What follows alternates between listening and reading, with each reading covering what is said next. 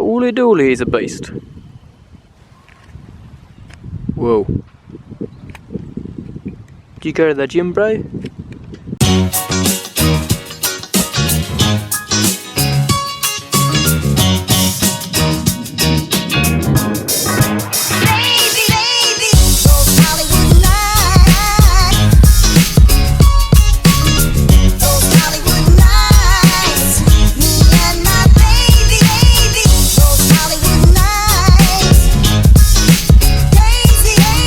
Hey mate, how you doing? I'm Ben Sims and welcome back to another lawn tip video. Alrighty, so in today's video we're going to be talking about how to kill weeds in your lawn. I actually renovated my lawn about 10 weeks ago now. I basically killed the whole thing with Roundup or glyphosate and I replanted tall fescue over the whole lawn. So I basically started afresh. Video. Yeah. Let's give you a quick look at what it looks like. So it's turned up pretty well. Pretty happy with the results. But always when you put out new seed, you end up getting a lot of weed seeds popping up because you're continuously watering it, so you're making those weed seeds germinate as well. There's always weed seeds in the soil. So I did spray for weeds about 4 weeks ago, but I mean you don't always get every single weed every single time, so I'll just show you a couple that are around. Mostly broadleaf stuff. Because in Australia here we're in autumn at the moment. There we go. There's some there. I've got a bit of clover here and there. It's mostly broadleaf. Alright, so here's the backyard after the renovation. It's going pretty well as well. I mean there's a few weeds in the back as well. A bit of poa annua as well. We call that wintergrass over here in Australia.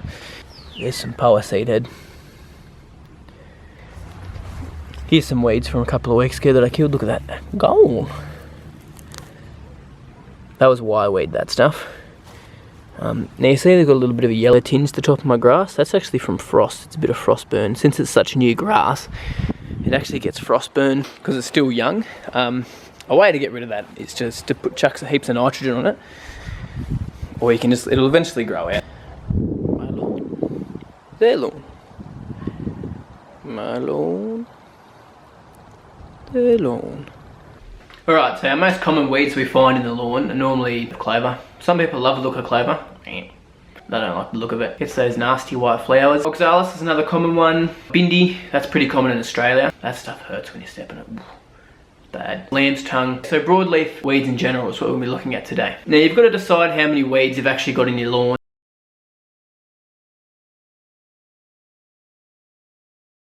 to see how much chemical you need. So if you only got a couple of weeds here and there, you can probably spot spray, which you can use one of these. Ooh. So that's just a little hand spray. I think it's about 5 litres. That's perfect for spot spraying. And as you can see on top of it, this little nozzle just here, it's a little fan tip nozzle. So it lets out quite a nice little even spray, so you get even droplets on top of your weeds. So when you're spraying, you want to have your nozzle at about knee height. It's just so you get a nice even coverage on your spray. I'll just give you an example. This is at knee height. You get a nice wide mist. Now if I decide to go a bit too close, I'll just show you what it does. It sort of is too dense and you're chucking on too much chemical in that one little bit of an area. Way too much. So basically you're putting down way too much chemical in that one little area, which can almost burn off your grass if you do it too heavy-handed like that, or it can just stress it out in general. So yeah, make sure always at knee height. Now if you're looking at doing the whole yard, a better option might be something like a little hand sprayer. So this is a little hand spray that I use when I want to do a blanket spray over the whole yard. Awesome little thing. You've got to, it just leaked on me, nasty. Yeah, you've got to get your calibration right to use these things. What I like to use is something called Bindi Killer, which you can get from Bunnings in Australia. Now the actives in that are MCPA and dicamba.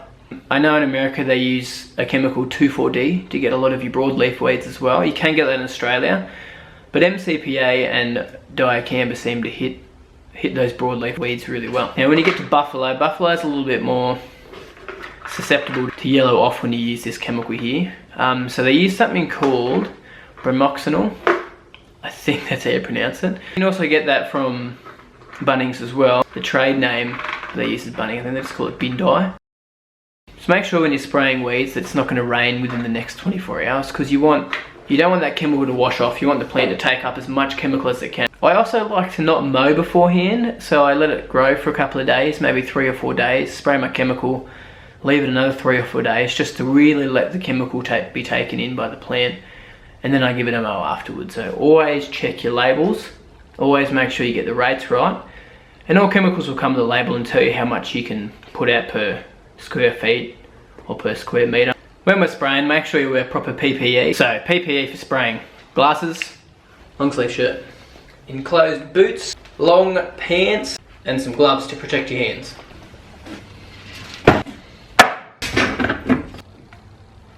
Whoa, that's way too much. Right, so I normally like to fill up this little tank to about 3/4 of your water. You want to put your chemical in. Put the remainder of your liquid in.